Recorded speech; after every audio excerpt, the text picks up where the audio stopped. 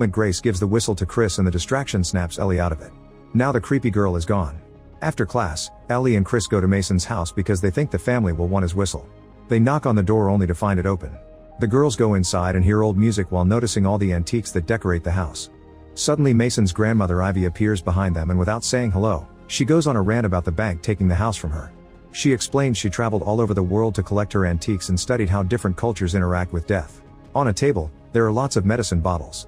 When Chris tries to give her the whistle and says she found it in Mason's locker, Ivy replies that actually it found her like it found Mason and herself.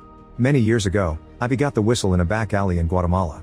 Since then, it's killed her daughter, her son-in-law, and her grandson. The exact translation of the markings is summon your death. When a person is born, so is their death, and everyone's death comes at their appointed time. However, if someone hears the whistle, their death comes early and puts their bodies in the state of their originally planned death. Ivy gives the whistle back to Chris, saying she should have never taken it. In the evening the girls enter the hospital's record room. Ellie admits Mason's death was strange because he burned down in a shower and yet they blamed it on a gas leak. They check his file and learn that he was identified by his teeth because his body was extremely burned. At that moment someone enters the room, so the girls have to hide behind the cabinets. Mason's papers fall and Chris manages to retrieve one of them. She reads that the body's bone structure suggests he was in his late 40s, which matches the whistle lore Ivy shared. This means Mason was destined to die in his 40s from a gas leak and Craven was supposed to get cancer later. The girls need to warn the others, so they sneak out before the employee finds the other paper on the floor. At the Harvest Festival, everyone is in costumes.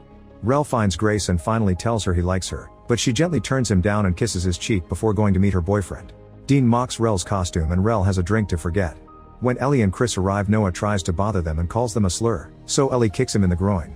Noah pulls out his knife but Chris steps on his hand to steal it. She then pokes his nose with it and mentions the child who overdosed. Noah claims he doesn't know anything, so Chris cuts his nose before getting rid of the knife. Meanwhile Dean and Grace split in the haunted maze, where they keep getting startled by employees in costumes. Dean finds a wheel and spins it to get a result that says you decide your fate. In one of the many corridors, Grace is shocked to find an old woman surrounded by an ethereal light. When she calls her name, Grace walks away only to find the old woman again.